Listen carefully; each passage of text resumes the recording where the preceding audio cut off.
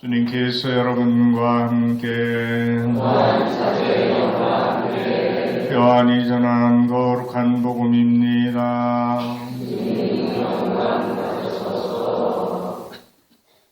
그날 곧 주간 첫날 저녁이 되자 제자들은 유다인들이 두려워 문을 모두 잠가놓고 있었다. 그런데 예수님께서 오시어 가운데 서시며 평화가 너희와 함께하고 그들에게 말씀하셨다. 이렇게 말씀하시고 나서 당신의 두 손과 옆구리를 그들에게 보여주셨다. 제자들은 주님을 뵙고 기뻐하였다. 예수님께서 다시 그들에게 이르셨다. 평화가 너희와 함께, 아버지께서 나를 보내신 것처럼 나도 너희를 보낸다. 이렇게 이르시고 나서 그들에게 숨을 불어넣으며 말씀하셨다. 성령을 받아라. 너희가 누구의 죄든지 용서해주면 그가 용서를 받을 것이고 그대로 두면 그대로 남아있을 것이다. 12 제자 가운데 하나로서 쌍둥이라고 불리는 토마스는 예수님께서 오셨을 때 그들과 함께 있지 않았다. 그래서 다른 제자들이 그에게 우리는 주님을 배웠소 하고 말하였다. 그러나 토마스는 그들에게 나는 그분의 손에 있는 못자국을 직접 보고 그 못자국에 내 손가락을 넣어보고 또 그분 옆구리에 내 손을 넣어보지 않고는 결코 믿지 못하겠소 하고 말하였다. 여드레 뒤에 제자들이 다시 집안에 모여 있었는데 토마스도 그들과 함께 있었다. 문이 다 잠겨 있었는데도 예수님께서 오시어 가운데 서시며 평화가 너희와 함께 하고 말씀하셨다. 그러고 나서 토마스에게 이르셨다. 네 손가락을 여기 대보고 내 손을 보아라. 네 손을 뻗어 내 옆구리에 넣어 보아라. 그리고 의심을 버리고 믿어라. 토마스가 예수님께 대답하였다. 저의 주님, 저의 하느님. 그러자 예수님께서 토마스에게 말씀하셨다. 너는 나를 보고서야 믿느냐? 보지 않고도 믿는 사람은 행복하다. 예수님께서는 이 책에 기록되지 않은 다른 많은 표징도 제자들 앞에서 일으키셨다.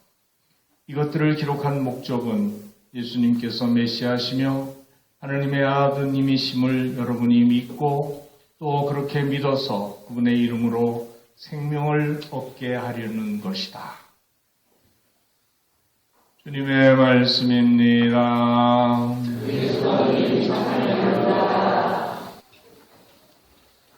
참 예수님 사랑합니다. 행복하세요.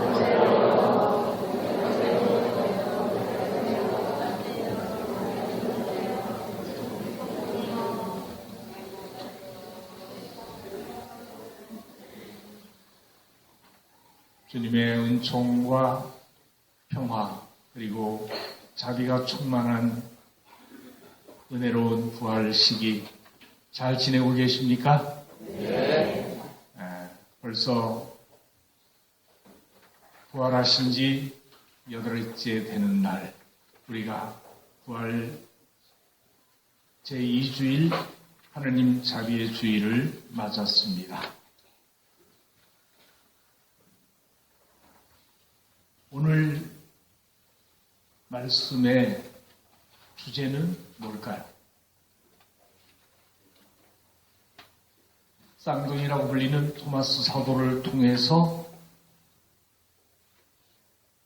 예수님이 이야기해 주시고 싶었던 것이 뭘까요? 그것은 믿음에 대한 이야기예요. 그 이야기를 오늘 복음 마지막 구절에서 어떻게 표현합니까? 한번 보십시오. 이것들을 기록한 목적은 성경을 써서 이렇게 기록한 목적은 예수님께서 메시아시며 하느님의 아드님이심을 여러분이 믿고 또 그렇게 믿어서 그분의 이름으로 생명을 얻게 하려는 것이다. 그리고 두 번째 독서에서 베드로 사도가 또 말씀하시는 것은 뭐예요? 여러분은 지금 그분을 보지 못하면서도 그분을 믿기에 영광스러운 기쁨 속에서 즐거워하고 있습니다. 여러분 믿음의 목적인 영혼의 구원을 얻을 것이기 때문입니다. 이런 말씀을 들려주시죠.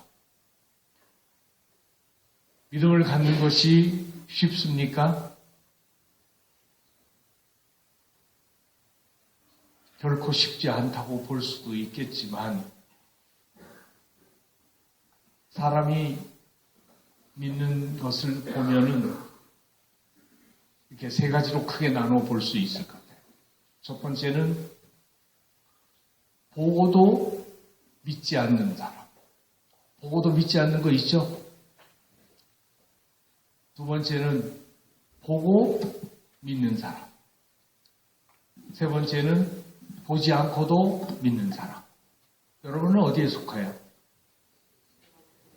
네? 보지 않고도 믿는 사람에 속하죠? 여기 부활하신 예수님 보지도 못하고 지금 믿음을 갖고 이렇게 살아가고 있으니까 그렇게 생각할 수 있죠. 그런데 토마스를 통해서 우리에게 일러준 아주 중요한 메시지가 있어요.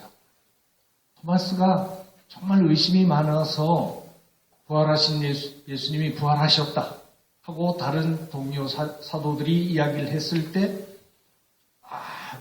믿지 못하겠다. 나는 내 눈으로 보고 내 손가락을 그 못자국에 넣어보고 내 손을 창에 찔린 그 옆구리에 넣어보고 믿겠다. 이렇게 이야기를 했습니다. 근데 정말 토마스가 부활하신 예수님을 믿지 못했기 때문일까요? 저는 그게 아니고 토마스가 그렇게 이야기한 것은 뭐예요? 남이 그런다고 해서 나도 그렇게 생각한다. 남이 보았다고 하니까 나도 본 것으로 한다 하는 의미가 아니고 뭐예요? 나는 그 예수님이 죽음으로부터 살아나셨음을 남이 얘기해서가 아니라 내가 직접 확인하고 믿고 싶다. 난 정말 주님의 부활을 간절히 바라고 있는 사람이다. 그러니까 뭐예요? 남이 그런다고 해서 아는 걸로 생각하지도 말고 남이 믿는다고 해서 자기는 확인도 하지 않고 보지도 않고 체험하지도 못했으면서 그냥 믿는 걸로 적당히 살아가는 그런 신앙이 아니고 자신이 하느님을 부활하신 주님을 만나고 싶고 체험하고 싶은 그런 신앙을 우리도 지내야 된다는 것을 대신 이야기해 주는 것이 아닐까 생각합니다. 그렇죠. 남이 그러니까 나도 그냥 덩달아 믿는 그것이 아니라 정말 나의 주님, 나의 하느님 하고 고백할 수 있는 그런 신앙이 우리들에게 필요한 것이라고 생각하기 때문입니다. 그런 마음을 지녔기 때문에 예수님께서는 여들의 뒤에 다시 사도들 함께 모여있는 가운데 토마스도 그 자리에 있었고 예수님이 나타나셨죠. 그리고는 직접 토마스에게 말씀하시죠. 뭐라고요? 네 손가락을 여기 못자국에 넣어보고 또 창에 찔린 옆구리에 네 손을 넣어보고 의심을 버리고 믿어라. 그렇게 확인시켜 주시는 것이라고 볼 수 있다는 이야기입니다. 그래서 우리가 믿는다는 것이 보고 믿는다고 생각을 하지만 사실은 보고 믿는 것은 사실 확인에 불과한 것이죠. 근데 주님의 사랑을 깨닫고 믿기 위해서 필요한 것은 정말 참된 믿음이 필요하다고 볼 수 있는데 그 참된 믿음은 뭘까요? 여러 가지 의욕과 불신에도 불구하고 토마스가 그렇게 의심했음에도 불구하고 주님은 변함없이 나를 사랑하고 계시다는 그것이 참된 믿음이라고 볼 수 있는 거예요. 네. 우리 그리스도교 신앙이 근본적으로 보고 나서 믿는 것이 아니라 믿음을 통해 보게 된다는 것을 이야기해 주는 것이죠. 그렇기 때문에 우리가 믿는 신앙 자체가 이렇게 봄으로써 믿는 것보다도 믿음으로써 깨닫게 되는 것이라고 한다면 보지 않고도 믿는 신앙이 참된 신앙이라는 것을 이야기해 주는 것이고, 예수님은 그 토마스의 이야기를 통해서 우리의 믿음의 단계를 한 차원 더 높이 올려주시는 거라고 볼 수가 있습니다. 그래서 보지 않고도 믿는 오늘날 신앙인들에게 예수님은 보지 않고도 믿는 사람은 행복하다고 하시는 축복을 내려주시는 거라고 저는 생각을 합니다. 신앙을 머리가 아닌 가슴으로 받아들이고 그 신앙의 힘으로 예수님을 나의 주님, 나의 하나님이라고 고백할 수 있다면 우리 모두가 참된 행복에 이를 수 있다는 것을 이야기해 줍니다. 조선 정조 때의 학자이자 문장가인 유한준이라는 분이 이런 말을 했습니다. 알면 진정으로 사랑하게 되고 사랑하게 되면 진정으로 보게 된다. 그때 보이는 것은 그 전에 보던 것과 같지 않다. 그러니까 뭐예요? 사랑하게 되면 진정으로 볼 수 있다.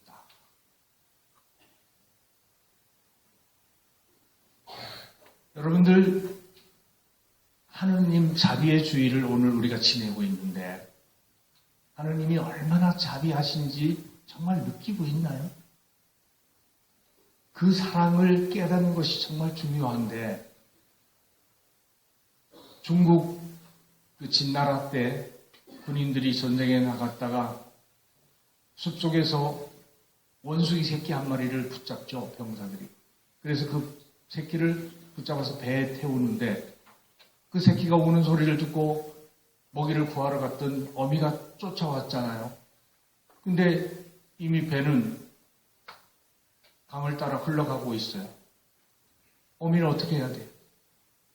그 배를 따라서 100리가 넘는 길을 뛰어서 달려왔다 그러죠. 그리고 마침내 배를 밑에 대니까 그 원숭이가 뛰어 올랐는데, 어미가 뛰어 올랐는데 그냥 쓰러져 죽었다 그러죠. 하도 이상해서 군인들이 배를 갈라보았다 그러죠. 그랬더니 어떻게 돼 있어요? 창자가 토막토막 끊어져 있어요. 그걸 단장이라고 해요. 새끼를 사랑하는 그 어미 원숭이의 마음이 너무너무 간절해서 창자가 끊어집니다. 애간장 끊어진다고 우리가 표현하는데 그런 일이 실제로 있었다는 것을 기록으로 남겨놓고 있습니다. 그런데 하느님은 어떻게 했어요? 당신 외아들을 그 십자가의 고난과 죽음을 통해서 죽어가는 모습을 아버지로서 지켜보고 있어야 됐어요. 그때 하느님 마음이 어떻게 했는가를 여러분 한번 생각해 보십시오. 여러분이 부모가 돼서 자식이 고통받고 죽어가는 것을, 또 죽은 것을 한 번이라도 본다면 그 마음이 어떨까? 근데 마침 오늘이 4월 16일 무슨 일이 벌어진 날이에요? 9년 전 인천에서 제주도로 가던 여객선에 많은 학생들이, 다른 고등학교 2학년 학생들이 300명이 넘게 타고 있었죠. 근데 그 아이들이 진도 근처 거기에서 어떻게 됐어요? 배가 침몰함으로써 그 꽃다운 아이들이 목숨을 잃었어요.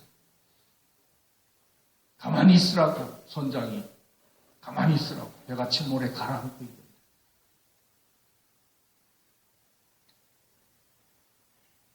304명이 사망하였거나 실종했습니다. 그런데 그런 사건이 벌어진 지 올해 9년. 옛날 얘기인데 뭘 자꾸 얘기하냐. 나와 별로 관계가 없고 내가 그런 아이들의 희생을 마음 아파하지 않으면 나와 상관없는 일이라고 그냥 묻어두고 덮어주고 싶겠죠. 그런데 예수님의 죽음을, 순환을 우리가 기억하면서 십자가를 모셔놓고 있는 이유가 뭘까요? 이걸 통해서 놀라운 그런 하나님의 사랑과 자비를 기억하기 위함. 그렇다면 이 세상에서 일어나고 있는 일들을 보면서 함께 아파하고 함께 슬퍼하고 함께 울어줄 수 있는 사람이 된다는 것이 자비의 마음이 아닐까요? 하나님은 바로 그런 마음을 지니신 분이시다. 그래서 부활 다음 주일 그렇게 제자들이 배신하고 그렇게 당신 아들이 고통스럽게 죽고 그랬음에도 부활하신 그 예수님이 제자들에게 평화가 너희와 함께 하고 인사를 하면서 그들의 두려움을 없애주고 그들의 걱정을 덜어주고 그러면서 사랑을 베풀어 주시는 그 놀라운 자비를 우리가 끝없이 기억하면서 우리도 자비로운 사람이 되라고 이렇게 2000년의 밥시나 수혜님을 시성하면서 교황님께서 자비주의를 선포하신 겁니다. 그래서 그때를 기억하면서 다시는 이런 일이 일어나지 않도록 해야 됩니다. 다짐하고 기억해야 되는데 이것이 정치적으로 자꾸 이용되다 보니까 자꾸 틀어막으려고만 하고 얘기도 못하게 하고 그 슬픔을 달래주고 오르만도 주면서 함께 이겨나가는 그런 세상이 돼야 되는데 그 어머니들의 아버지들의 마음은 자식을 잃고 그 간장이 끊어지지 않겠습니까? 그런데 지난해 또 10월 29일에 그렇게 다짐하고 그렇게 해야 되겠다고 결심했는데 안타깝게 바다도 아닌 배도 아닌 멀쩡한 땅바닥에서 서울 도심 그 한가운데서 아이들이 또 그렇게 많이 150여 명이 무참하게 사망하고 말았습니다. 이런 일을 겪을 때 또 그 부모들은 어떻겠습니까? 내간장이 끊어지는 아픔을 느끼겠죠. 우리가 자비의 마음을 가지고 함께 합할 수 있는 사람이 되었으면 좋겠어요. 이것이 정치적으로 이용돼서 이게 원리 저게 원리하고 자꾸 덮으려고만 하고 막으려고만 하는 그런 모습이 아니다. 참 인간으로서 하나님을 닮은 인간으로서 진정 사랑하기 때문에 무엇이 중요한 것인지를 정말 볼 수 있는 그런 사람으로 살아갈 수 있게 되기를 바라는 것. 이것이 우리가 주님의 자비주의를, 하나님의 자비주의를 지내면서 깨달아야 될 바가 아닌가 생각합니다. 우리는 보고도 믿지 못해요. 믿지 못한다는 이야기를 드리는 이유는 무엇 때문이냐? 단순하게 믿는다는 것은 그냥 믿는 것이 아니라 믿는 것을 사는 거예요. 여러분 제1독서에서 보면 예수님 부활하시고 나서 신앙 공동체가, 교회가 탄생해요. 그들은 같이 모여서 사도들의 말씀을 듣고 같이 빵을 떼어 나누고 서로 도우면서 함께 모여 기도했다고 그랬어요. 그런 공동체가 탄생하게 된 것이 바로 부활의 은총 덕분이에요. 믿는 사람은 삶이 바뀌어야 된다. 바뀌지 않고 그냥 믿는다고 왔다 갔다 하는 것, 그것은 남이 하니까 그냥 하면 좋은 거라고 생각하는 것이지 내가 믿는 것이 아닐 수 있다는 얘기죠. 그래서 이러한 삶의 태도를 바꿀 필요가 있는데 우리는 최근 계속해서 코로나 때문에 마스크를 쓰고 살고 코로나만이 아니라 여러 가지 바이러스 때문에 몇 년 동안 계속 시달리면서 이렇게 살아왔습니다. 그리고 미세먼지 때문에 또 많은 어려움을 겪었습니다. 그뿐만 아니라 기상이변처럼 기후가 이상해서 여러 가지 재난이 이 땅에 계속해서 일어나고 있습니다. 그런데 그런 것을 겪으면서 삶이 바뀌었습니까? 회개했습니까? 그냥 이거 끝나면 빨리 옛날처럼 놀려고만 하는 생각만 합니까? 우리의 삶이 바뀌지 않으면 지구가 이제 위태로운 상황에 놓여 있는데 우리 삶을 바꾸려고 하지 않는다면 우리가 정말 믿는 겁니까? 보고 보았음에도 불구하고 그런 일들이 사방 도처에서 일어나고 있음을 보았음에도 불구하고 바꿀 마음이 없다. 그것이 믿는 겁니까? 본 겁니까? 아니다. 왜 이런 엄청난 질병과 이런 사회 문제들이 계속해서 발생하고 있을까? 올바로 눈뜨고 볼 수 있고 올바른 믿음을 통해서 다시는 이런 아픔과 고통이 일어나지 않도록 우리 자신이 변화될 수 있도록 노력하는 것, 우리의 삶의 형태를 바꾸는 것, 이것이 진정한 믿음이다. 그래서 우리는 단순하게 토마스를 통해서 믿음에 대한 가르침을 듣고 했지만 주님께서 이 믿음을 통해서 우리에게 하시고자 하는 그 메시지를 진정으로 알아듣고 좀 더 신앙인답게 잘 살아갈 수 있었으면 좋겠다 생각합니다. 그런 은총을 주님께 청하면서 하나님의 자비를 구합시다. 예수님의 순환을 보시고 저희와 온 세상에 자비를 베푸소서. 아멘. 잠깐 묵상하시겠습니다.